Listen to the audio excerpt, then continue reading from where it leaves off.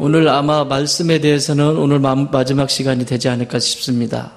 5가지 맛을 하려고 그랬어요. 삶을 살면서 성도가 성도답게 살기 위해서 이 5가지의 맛, 5가지의 향기, 이것을 맛보지 않고는 성도로서 영향력 있게 살아갈 수가 없어요. 첫 번째 맛, 말씀의 맛. 두 번째 맛, 기도의 맛. 말씀의 맛은 뭐를 준다고 그랬어요? 하나님이 지혜를 주세요.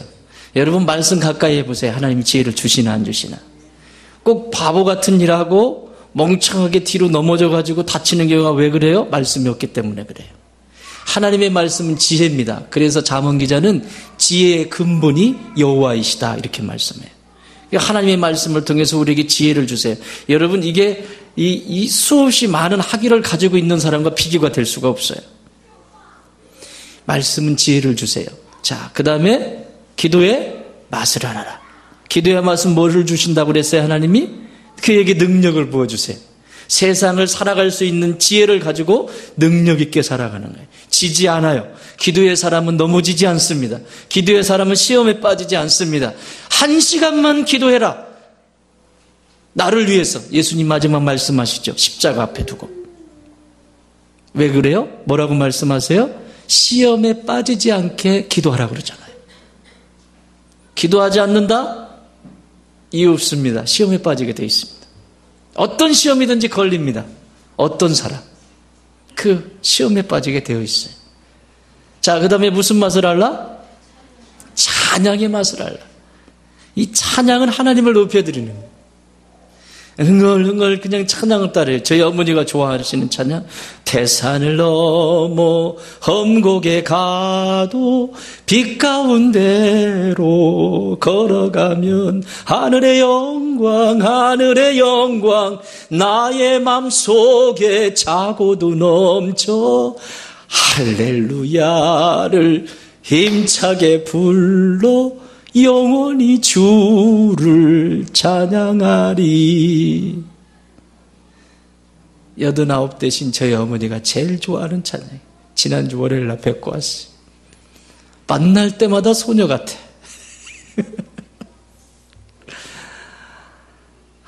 참. 여러분 찬양을 부르면 가슴 뭉클한 찬양 있잖아요. 제가 가장 뭉클한 찬양이 있어요. 청년 시절에 불렀던 가장 뭉클한 찬양. 금요일에 제가 한번 불렀는데. 그 청년 시절에 그 찬양을 부를 때마다 막 주님 저를 보내시옵소서. 어디든지 가겠습니다. 그때 내가 어디 간다는 줄 아세요? 중동에 가겠습니다 그랬어요. 그때는요. 중동 선교는 꿈을 못 꿀 때예요. 지금이니까 중동 좀 이렇게 열려있지. 그때는 하나님 저를 그 땅에 보내주십시오. 그러더니 교회 세우네. 그런 열정. 그때 좋아했던 찬송이 있어요. 그 찬양을 부르면 막 가슴이 뭉클하고 제 아내도 같이 청년 시절에 제가 회장이었고 그 친구가 서기였어요. 제가 꼬셔가지고 이제 이렇게 결혼한 거예요. 근데 같이 이 찬양을 같이 불렀다고요. 제가 회장, 그 친구는 서기. 아주 잘했어, 아주 잘했어. 에? 옳지 않아? 옳지 않아도 어쩔 수 없어. 나 회장, 그 친구 서기. 네, 아주 잘했어요. 그리고 담임 목사님 그 설교 원고 있잖아요. 담임 목사님 방에 유일하게 들어갈 수 있는 친구 그 친구였어요. 그래서 3부 예배가 드릴 때는 그 방에서 이 스피커로 설교하신단 말이에요. 그럼 그걸 그때는 컴퓨터가 없잖아요. 이게 안 되잖아요. 그러니까 수기로 그래가지고 그걸 설교를 다 받아줬고 그랬어요. 아주 대단한 친구예요. 저렇게 생겼어도요 대단한 친구입니다. 예. 요약 정리 깔끔하게 해요. 공부 저보다 더 잘해요. 예. 인정하시죠? 목소리가 작다. 그런 찬양이 있어요. 이 찬양이 있어요. 금요일날 제가 불렀는데 주를 찬양하며 나 이제 고백하는 말 주를 사랑합니다. 거룩하신 주의 이름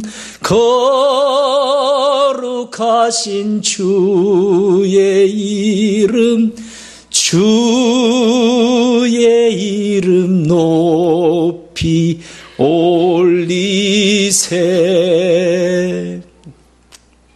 지금도 가진 뭉클의 찬양불. 내 영혼이 그분을 찬양하지. 찬양의 맛을 아는 건 곧 하늘의 기쁨을 다운로드하는 거예요. 뭐 인터넷만 눌러서 다운로드 받는 게 아니라 하나님 나라의 그 비밀을 다운로드 받을 수 있는 능력이 이 찬양에 있어요. 말씀도 안 읽어지세요? 기도도 안 되세요? 그러면 찬양을 부르세요. 할렐루야. 찬양을 부르세요. 찬양을 들으세요. 역사가 일어납니다. 하늘의 기쁨이 그냥 내 파일함에 다운로드가 잔뜩 되어 있어요. 하늘의 기쁨, 하늘의 평강이. 할렐루야. 이 축복이 있어요. 말씀과 기도와 찬양을 통해서 내 삶에 이루어지는 일이 있는데 그게 예배입니다. 그 다음에 맛을 아는데 그 예배의 맛이에요. 예배는 앉아있기 때문에 예배의 맛을 아는 것이 아니라 내가 주의를 지키기 때문에 예배의 맛을 아는 것이 아니라 말씀과 찬양과 기도가 함께 어우러지는 게 예배예요. 그 예배는 하나님의 비밀을 거기 두셨어요. 매듭이 풀어지는 역사가 있습니다. 예배를 통해서. 생각지도 못했어요. 그런데 찬양을 통해서, 예배 시간에 찬양을 통해서, 기도를 통해서, 말씀을 통해서 내 삶의 매듭이 풀어지기 시작해요. 그 예배의 맛을 아는 거예요. 야, 예배 드리러 가야지. 아, 또 예배야? 이건 이미 진 거예요. 아, 또 주일이야? 진 거예요. 예배를 기다리셔야 돼요. 할 수만 있다면 그 예배에 많이 참여하려고 해야 돼요. 할 수만 있다면. 아멘? 자, 이런 예배자가 할 수 있는 게 뭐다? 희생이에요. 헌신. 헌신의 맛을 알게 돼요. 그냥 남들이 하기 때문에 아는 것이 아니라, 자, 네팔 지진을 위해서 우리가 섬깁시다 그랬을 때 이게 뭔지를 알아, 이게. 그래서 그 헌신, 그 희생의 맛을 알기 때문에 기다리는 거야. 오늘 그 성금 모금하는 날이지, 헌금하는 날이지, 막 기다려, 집에서부터. 자, 이게 뭔지 아세요? 주일학기부터 다 했습니다. 주일학기부터. 김주찬, 네팔. 이렇게 쓰랬어요. 우리 주찬이는 실크로드를 누비라이기 때문에 주찬이의 그 정신적인 세계는 여러분이 못 따라갑니다. 약간 풀어놔야 얘하고 대화가 됩니다. 이건 상상력이 풍부하다는 거예요. 지가 모은 건가 봐. 500원짜리가 다 100원짜리만 있는. 500원짜리 지가 갖다 썼나 봐. 어쨌든 지가 모으던 거 가지고 헌금 가지고 온 거예요. 주일학교에서 이렇게 네팔을 위해서. 이게 희생과 헌신의 예배자만 할 수 있는 거예요. 이게 예배가 뭔지를 아는 사람만 이걸 기쁨으로 하는 거예요. 나도 먹기 힘든데, 나도 먹고 살기 바쁜데, 나도 우리 집도 힘든, 백날 해보세요. 뭔 일이 일어나. 우리 교회도 힘든데 무슨 선교야. 우리 교회도 힘든데 뭘 남에게 되면 할 것 같죠? 아니에요. 그게 중요한 게 아니에요. 하나님의 명령이 중요한 거예요. 하나님의 마음이 중요한 거예요. 그것을 할 때 역사가 일어나게 돼 있어요. 하나님의 나라는 우리의 계산 방법과 달라요. 물고기 2마리? 물고기 맞나? 떡 5쪽? 5,000명 먹여요. 상식적으로. 물고기 2마리, 떡 5조각으로 몇 명이나, 한 사람이 먹을 도시락이라니까, 한 사람? 그런데 그 아이가 자기 먹을 거, 자기도 먹어야 되잖아요. 여러분, 하늘의 원리를 아셔야 돼요, 이렇게. 자기도 먹을 거야. 도시락 싸온 거야. 근데 예수님이 쓰시겠다 하니까 그걸 내놔. 근데 어떻게 됐죠? 그거 가지고 예수님이 축사하시니까 5,000명, 장정만 5,000명 쫙 먹고 몇 광주리가 남았다? 12광주리. 12광주리가 남았으면, 자, 생각해보세요. 우리가 조금만 생각하면 금방 알아. 이 꼬마가 얼마나 남는 장사를 했는지. 자, 아까 물고기 2마리? 떡 5조각 줬는데 12광주리 남았으면 꼬마한테 얼만큼 줬을까요? 12광주리를 꼬마한테 다 줬어도 돼. 그쵸? 이게 남는 장사야. 여러분, 얕게 살지 마세요. 하나님의 일은 얕게 굴지 마세요. 하나님의 일은요, 좀 멍청한 게 좋아요. 머리 굴리지 마세요. 이렇게 말이 재지 마세요. 하나님의 일은 재지 마세요. 그냥 하나님이 하라 하면 예. 교회가 하자 그러면 예. 목사님이 하자 예. 그러면 복이 돼요. 아멘? 예, 그게 비밀이에요. 그게 헌신의 맛이에요. 자, 오늘 말씀은 지혜를 주시는데 말씀의 마지막 시간이에요. 말씀, 뭐의 흔적? 그리스도의 흔적. 말씀은요, 예수 그리스도의 흔적이 여기에 다 담겨져 있어요. 쫙 담겨져. 그리스도라는 뜻이 뭐예요? 구약에서는 메시아. 메시아라는 말과 그리스도는 똑같은 말이에요. 메시아, 구약의 히브리 말로는 메시아, 헬라 말로는 크리스토스. 똑같은 말이에요. 기름 부음 받은 자. 기름 부음 받은 자가 세 대상이 누구누구라고요? 왕, 제사장, 선지자. 이 세 사람만이 기름 부음 받을 수 있어요. 그러면 구약 성경은 예수 그리스도의 모형이라며요. 그러면 구약 성경은 예수 그리스도의 모습이 여기 담겨져 있어야 되는 거예요. 제사장의 그 사역을 감당한 게 창세기, 출애굽기, 레위기, 민수기, 신명기에 이르는 이 장면들이 제사장에 대한 얘기예요. 성경은 그렇게 돼 있어요. 내가 예수 그리스도의 제자로 살아간다. 내가 그리스도인이다. 기독교인이다. 라고 하면 내 안에 그리스도가 계셔야 되죠. 그렇죠? 내 마음이 성전이라며요. 그리스도에 거하시는 성전이라며요. 그럼 이 안에 누가 계셔야 돼요? 그리스도가 계셔야 되는 거예요. 그럼 그리스도라고 하면 이 안에 뭐 어떤 존재들이 있다는 거예요? 왕, 제사장, 선지자가 내 안에 있다는 거예요. 이 직분을 가지고 살아가는 것이 그리스도인이에요. 교회 다니기 때문에 그리스도인이 아니라, 나 성경 공부하기 때문에 그리스도인이 아니라, 나 헌금생활 잘하기 때문에 그리스도인이 아니라, 그보다 더 중요한 건 내 안에 그리스도가 있냐는 얘기죠. 여러분, 그리스도가 없을 때 뭐 하라고 그러죠? 예수님이 금식하라고 그러죠. 금식은 뭐예요? 회개예요. 금식은 내 팔아야 될 땅이 안 팔릴 때 하는 게 금식이 아니고, 나 갯돈 받아야 되는데 내 차례 되게 해주십시오 하는 거, 그거 금식 아니고, 그게 금식이 아니라 내 안에 그리스도, 신랑을 뺏겼을 때, 내 안에 그리스도가 없는 것 같을 때, 그때 하는 게 금식이에요. 왜죠?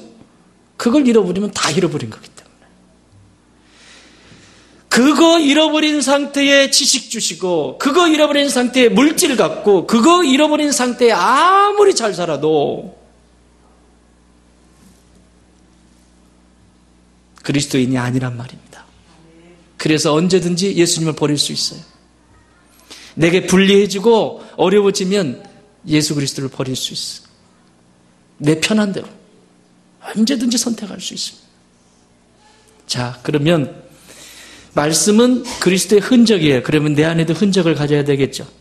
이 흔적을 갖는 건 중요해요. 오늘 마지막 시간에 선지자예요. 지난 시간에 우리 선지자 보셨죠? 선지자는 뭐 하는 역할이라고 그랬어요? 하나님의 말씀을 대언하는 자예요. 다시 말하면 회개를 촉구하는 거예요. 돌아오라고, 여호와께 돌아오라고. 예레미야가 그랬고, 이사야가 그랬고, 오베다가 그랬고, 호세아가 그랬고, 수없이 많은 예언자들이, 선지자들이 돌아와라, 여호와께 돌아와라. 회개를 촉구해요. 선지자의 역할은 회개하게 하는 거예요. 자, 한번 물어봅시다. 이 세상에서 가장 위대한 일이 뭘까요? 인간에게 있어서. 전 세계를 제패하는 것? 세상에 있는 돈을 다 긁어 모으는 것? 세상에 있는 지식을 내게로 다 가져오는 것? 적당히 필요하겠죠. 써야 되니까. 필요 없다는 얘기가 아닙니다. 그러나 인간에게 가장 중요한, 가장 보물 중에 보물. 그게 뭐죠? 일용 형제님, 그게 뭐죠? 배우면 알아, 저렇게. 인간에게 가장 위대한 게 뭐냐? 회개예요. 돌아갈 수 있는 것. 칠판이 없기 때문에 내가 설명을 할 수가 없어. 돌아가는 것. 누구에게로? 아버지께로. 돌아가는 거예요. 회개만큼 아름다운 건 없습니다. 회개만큼 능력 있는 건 없습니다. 그래서 상담이나 심리학에서도 이게 굉장히 중요해요. 상담이나 심리학에서는 자기 성찰이라는 말을 씁니다. 자기 성찰. 상담이 이루어질 때 반드시 그 안에 움직임이 있어요. 떨림이 있어요. 그게 뭐냐면 자기가 자기를 성찰하기 시작할 때 내담자는 변화가 일어나기 시작해요. 이거 심리학적인 접근이에요. 그러나 영적인 것은 내가 하나님이 선지자를 통해서 내게 말씀하실 때 그 말씀을 받고 돌이킬 수 있는 것, 회개할 수 있는 사람, 이 사람은 사는 거예요. 그래서 위대한 거예요. 이 세상의 모든 사람들이 그렇지 않습니까? 여기 있는 정유구 목사는요, 장본인 중에 장본인 아닙니까? 여러분 내 삶을 모르지만 내 과거의 삶을 여기 다 내어놓으라고 하면 여러분들은 정말 이 교회 안 다니실 거예요. 하나님이 그래서 성경은 말합니다. 죄의 허물을 가리움을 받은 자는 복이 있도다. 그러니까 하나님이 그 은혜 가운데 저를 받아주시고 저를 이만큼 세워주신 거예요. 돌이키게 하시고 죽게 나와서 포기하게 하시고 그리고 새로운 것들을 위해서 살아가게 하신 거예요. 이 세상에서 제일 어리석은 게 있어요. 그래서 소크라테스가 이런 말을 했어요.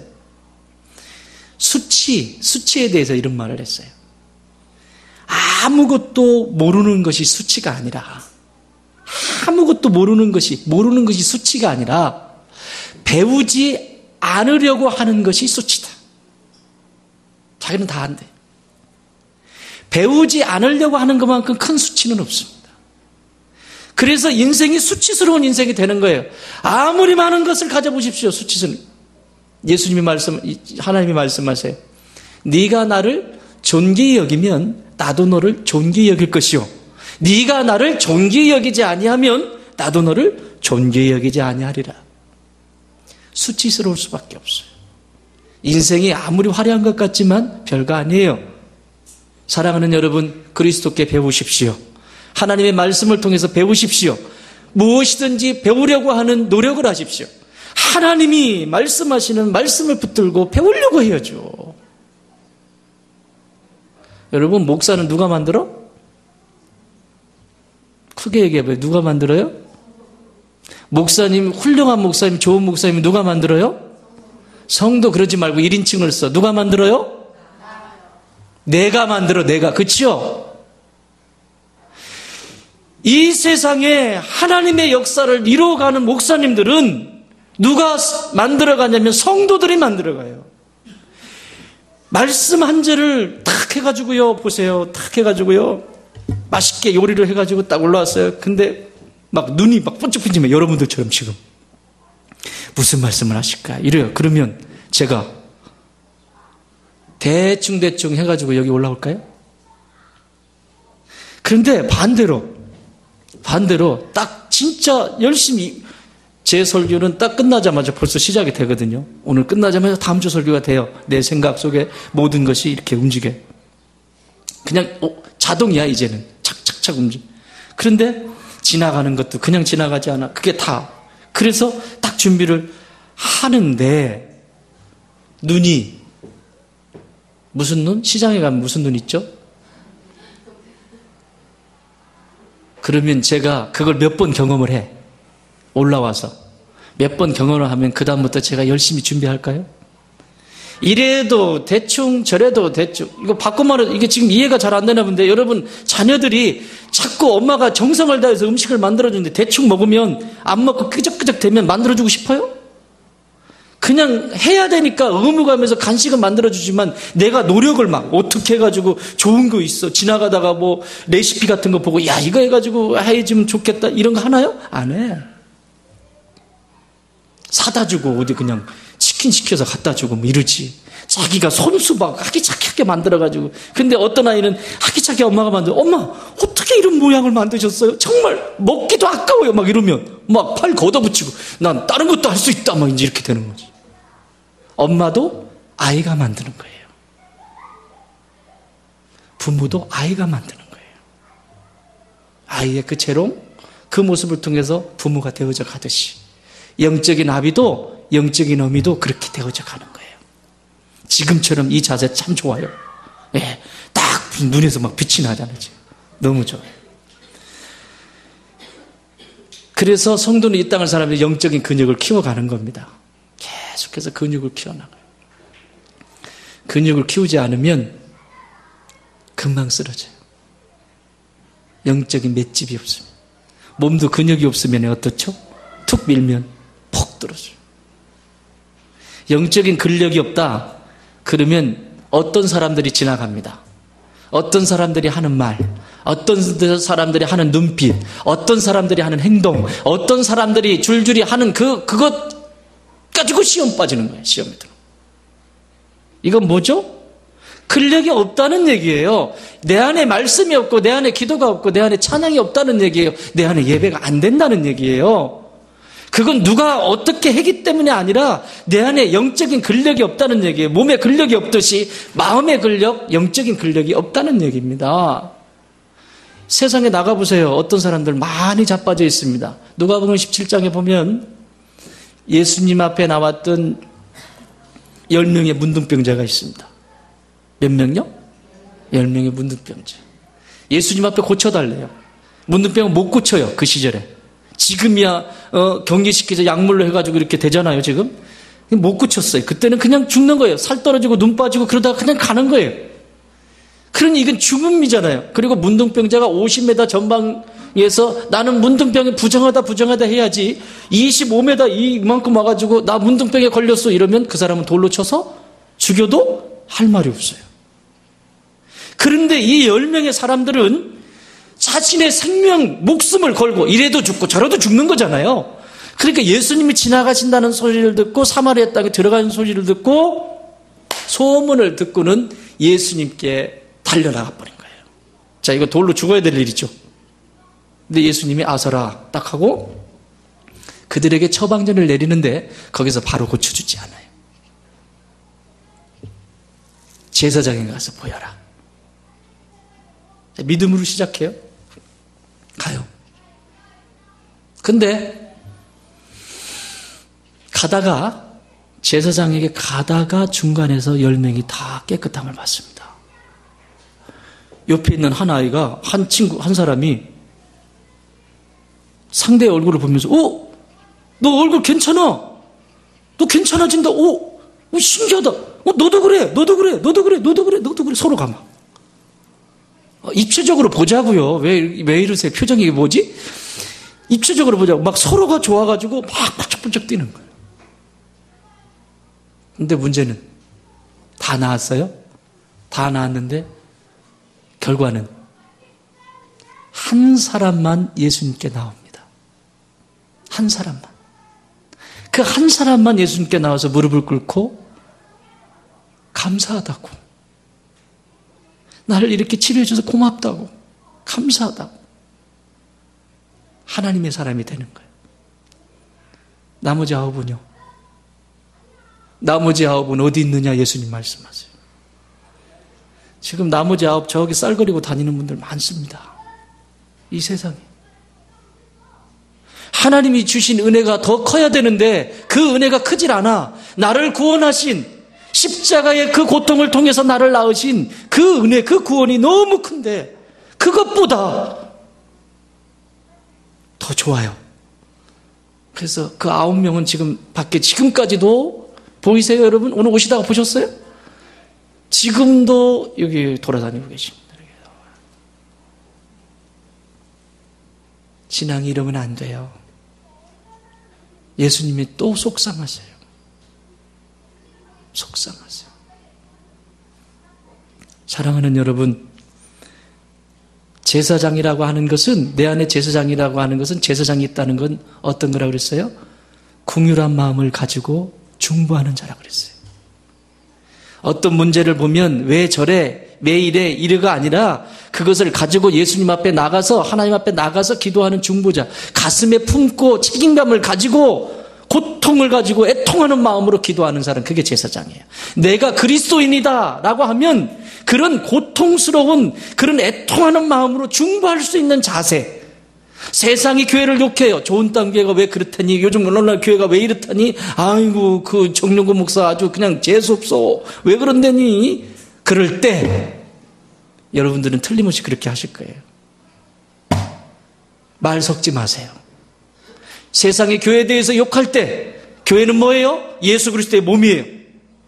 예수 그리스도의 몸을 함부로 대하면 이거는 하나님이 용서하실 수 없다라고 해요. 히브리서를 읽어보세요. 제가 어저께 라이딩을 하면서 자전거를 타고 여기서부터 출발하는데 이렇게 히브리서 13장까지예요. 13장까지인데 히브리서를 꽂고 계속 반복하면서 세상에 혼자 은혜 다 받았어요. 히브리서 몇 번을 왔다 갔다 하면서 몇 번 읽었나 모르겠어요. 얼마나 깊고 오묘한지. 근데 거기 보면 하나님의 구원의 은총, 자기를 구원하는 그 구원의 은총을 버리는 자는 하나님도 용서하실 수가 없대요. 용서받을 길을 잃어버리는 거예요. 여러분, 무슨 일이 있어도 여러분 교회 욕하면 안 됩니다. 여러분이 어느 교회를 다니든지 어느 교회에 있든지 그리스도의 몸을 욕하지 마세요. 내 마음이 편하지 않으면 그냥 조용히 가세요. 욕하는 건 하나님이 기억하시고 그것은 용서받을 길이 없다라고 성경이 말씀하고 있어요. 그만큼 중요한 거예요. 왜? 이 교회는 정윤고 목사의 교회가 아니에요.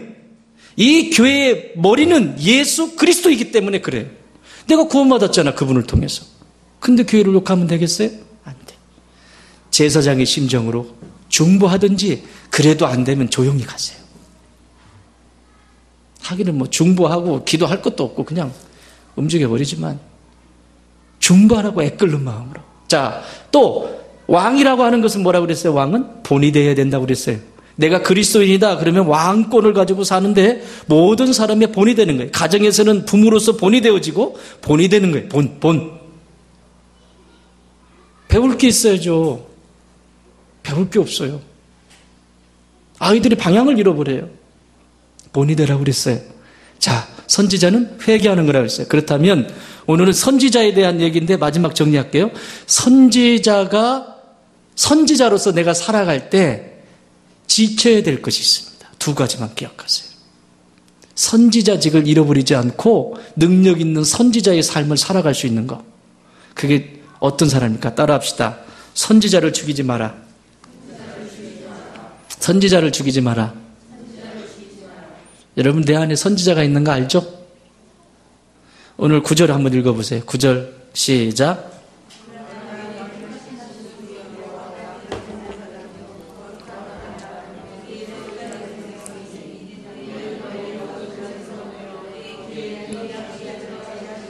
아름다운 덕을 선포하게 하려 하십니다. 이 선지자예요.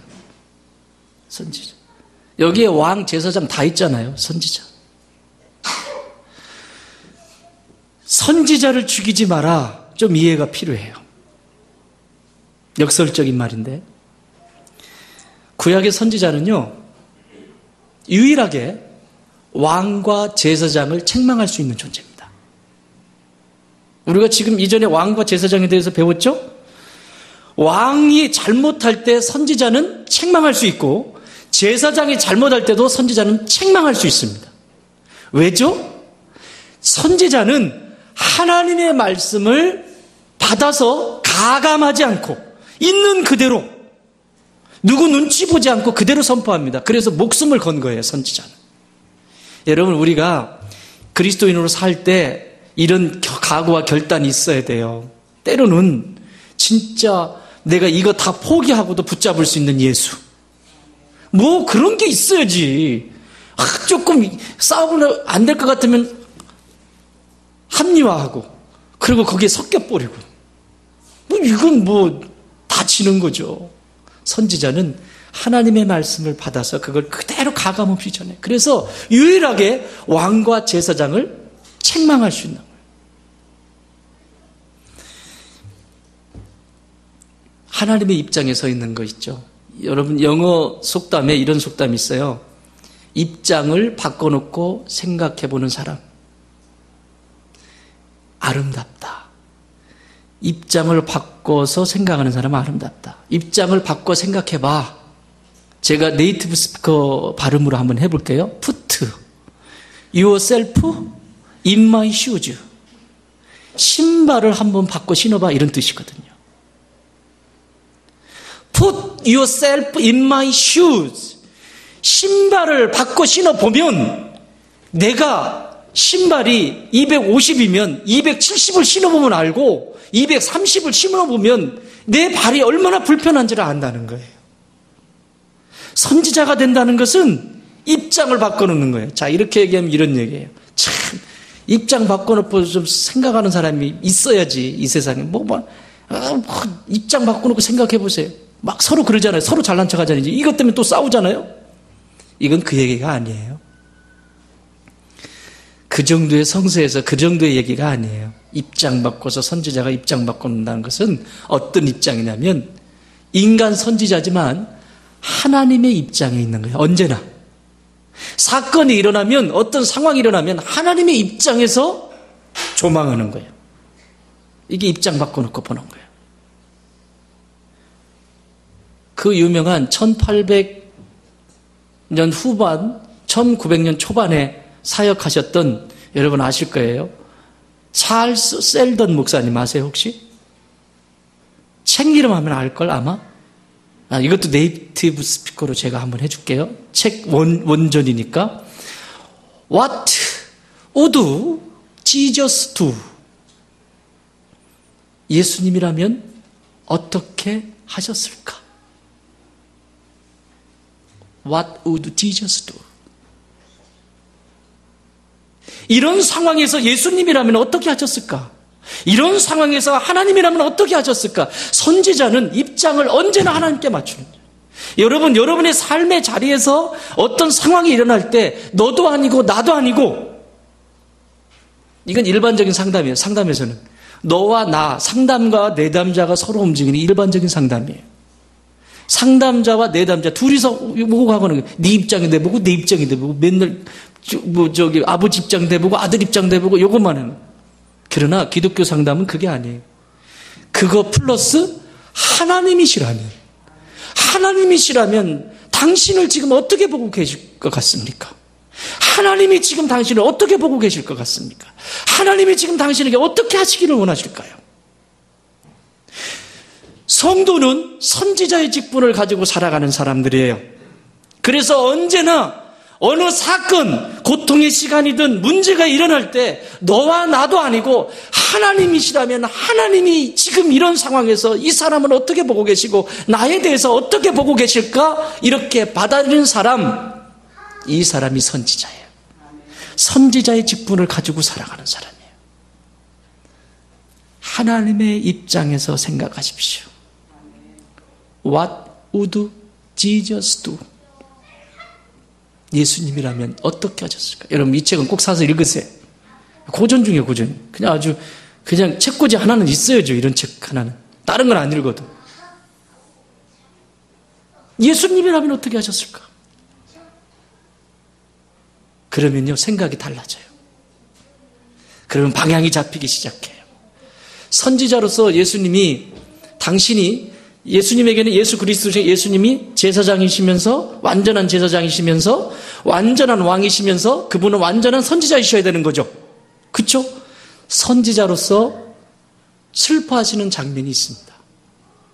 예수님이 우신 장면이 몇 군데 나오거든요. 한 3군데 정도 나와요. 성경에 보면. 나인성 과부인가요? 그의 아들이 죽었을 때 한번 우시는 장면이 있고요. 그리고 그거 맞을 거예요. 그리고 나사로, 자기가 그렇게 사랑했던 나사로가 죽었을 때 무덤 앞에서 우셨던 장면이 나와요. 그래서 영문 성경에서 제일 짧은 구절이에요. 뭐라고 써있는지 아십니까? Jesus wept. Jesus wept. 간단해. 뒤에 없어. 동사. 주어, 동사 끝.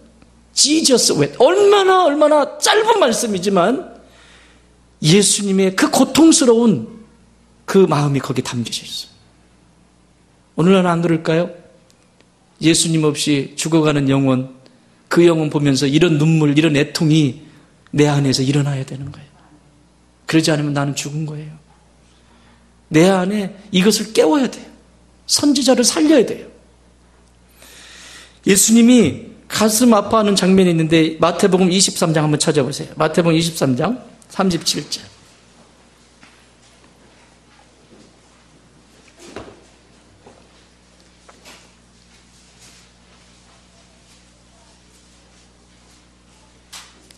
마태복음 23장 37절 한 목소리로 읽겠습니다. 시작.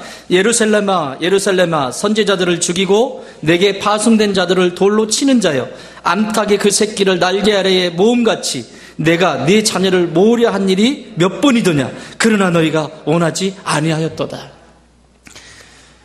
이것은 예수님이 십자가를 못 박히시기 전에 예루살렘에 올라오신 거예요. 온 인류의 죄를 짓기 위해서 올라오셔서, 예루살렘이 저렇게 건너편에 보여요. 여기 개천이 있고 이렇게 기드론 골짜기 이렇게 돼 있어요. 여기 높은 데에서 예루살렘 성은 높거든요. 멀리 저기쯤 될 것 같아요. 저기 종합건설 이 정도 되는 거예요. 보이죠? 저기 종합건설? 큰 건물 종합건설 써 있는데 저기쯤 되는 거예요. 이렇게 보는 거예요. 자, 창문이 이렇게 되어 있으니까 좋다. 이 정도 되는 거예요. 예수님이 예루살렘을 보시면서 우시는 거예요. 저게 예루살렘이에요. 여러분, 저 예루살렘은요, 거기 제사장이 있고요, 저 예루살렘 성 안에 왕이 있습니다. 여러분 마음에 누가 있다고요? 왕과 제사장이 여기 있죠. 예루살렘에는 왕궁이 있고 예루살렘 성전이 저 안에 있다고요. 그것을 보시면서 우시는 거예요. 그런데 얼마나 고통스러운지 창자가 끊어지는 것 같으시죠? 뭐라고 해요? 예루살렘아 예루살렘아 선지자들을 뭐하고? 죽이고 보내면 족족 죽여.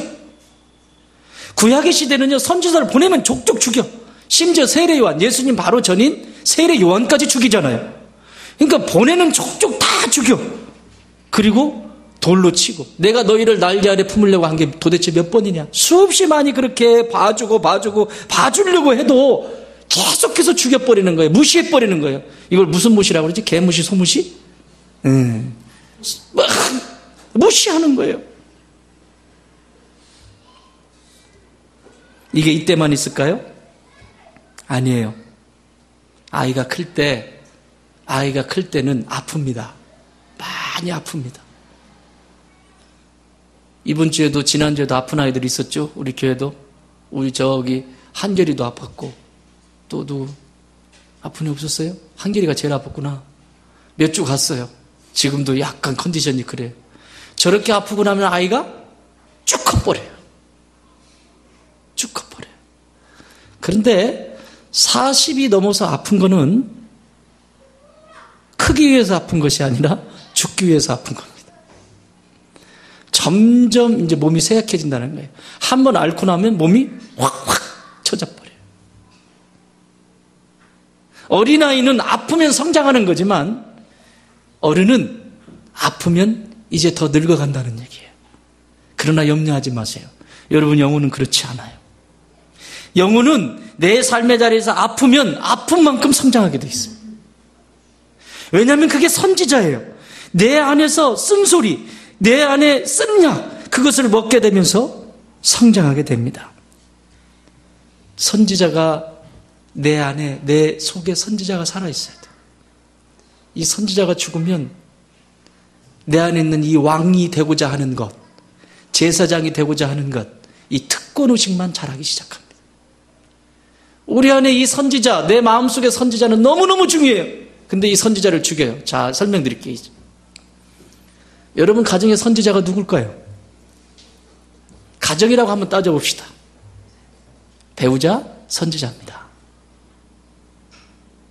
내가 고통스럽지만, 내가 힘들지만 어떤 때는 선지자입니다. 여러분의 자녀? 내 마음에 안 들고 내가 어떻게 할 수 없는 것 같죠? 선지자. 그들을 통해서 나를 돌아보게 합니다. 선지자의 하는 일은 뭐라고요? 나를 돌이키는 거예요. 하나님께로 돌이키는 거예요. 남편의 아내가 그렇게 속썩이고 힘들게 하면 그것으로 인해서 하나님 앞에 부르짖고 나가면서 하나님께로 돌이킬 수 있는 선지자란 말입니다. 그래서 기도할 수밖에 없고, 그래서 하나님을 신뢰할 수밖에 없고, 그래서 하나님의 말씀을 부여잡고 눈물로 나가는 이유가 거기 있는 것이에요. 선지자입니다. 여러분의 자녀? 선지자입니다. 그 아이 보면서 참 한숨소리 나올 때, 그 아이 보면서 아파할 때 사실은 그것이 내가 하나님을 만날 수 있는, 돌이킬 수 있는, 여호와께로 돌아갈 수 있는 선지자의 역할을 감당하고 있는 것이에요. 아멘? 믿으셔야 됩니다. 교회는요. 근데 그걸 다 죽여버려. 배우자 그러면 죽여. 무시. 개무시, 소무시? 무시. 자녀들 무시. 힘들어. 무시.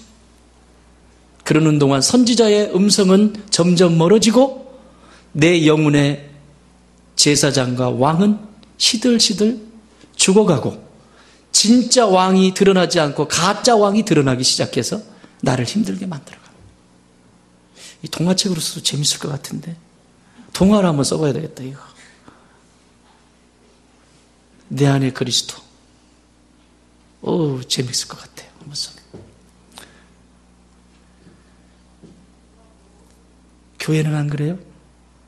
교회의 선지자 정 목사, 김 집사, 박 집사, 이 집사, 김 권사, 박 권사 다 나오네. 또 뭐 있지? 양 권사 저기 있구나. 이게 다 있어. 불편하세요? 불편한 대상이 있어요? 선지자입니다. 그 불편할 때는 그 불편한 게 그냥 불편한 게 아니에요. 심리적으로는 그 사람이 불편하다고 하는 것은 그 안에 이미지가 이미 그려져 있어서 그 사람과 상관없이 불편한 거예요. 그 사람이 무엇을 해서가 아니라 그냥 불편한 거예요. 그건 내 문제예요, 내 문제. 심리학적으로는 내 문제라고, 내 문제. 그건 내가 해결해야 되는 문제예요.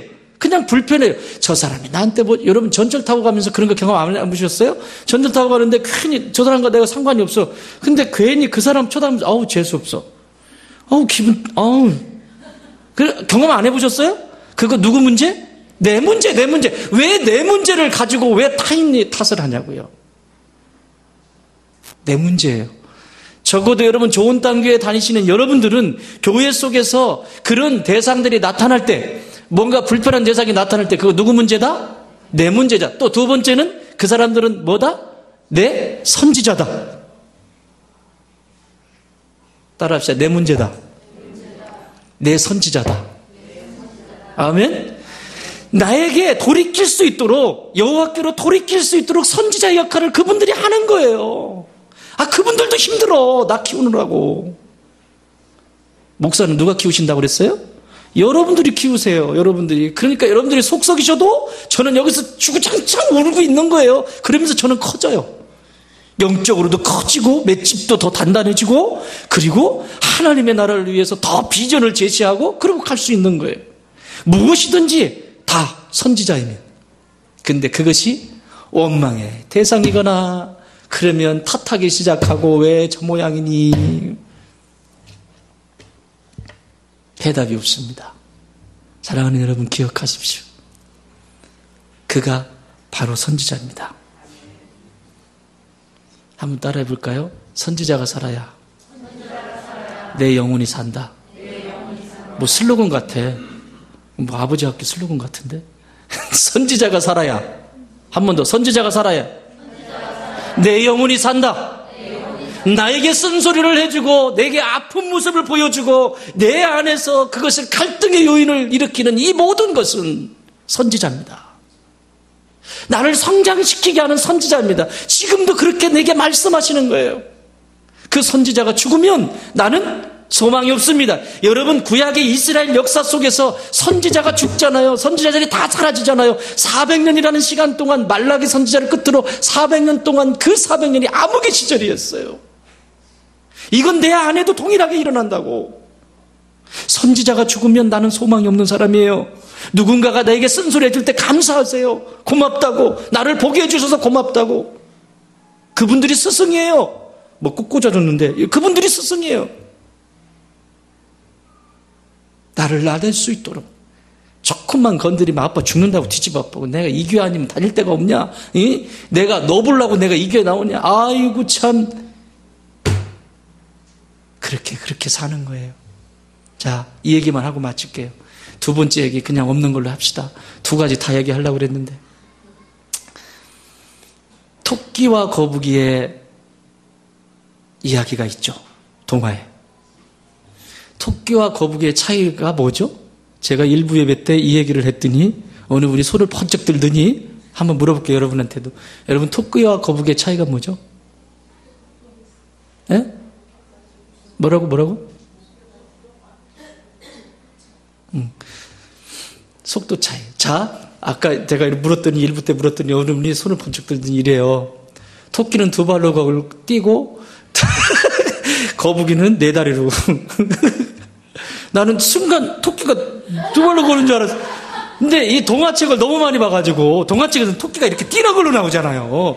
그러니까 이분은 동화책에 딱, 토끼는 두 발로, 이거. 나는 김수진 권사라고 말할 수 없어.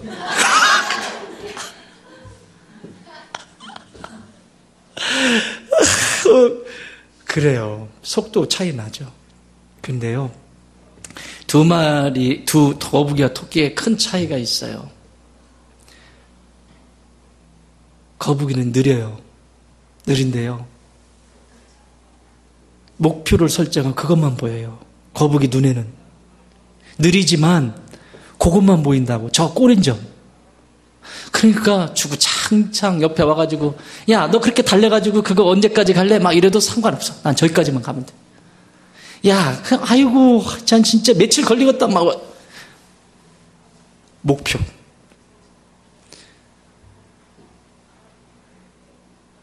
요게 건강한 신앙이에요.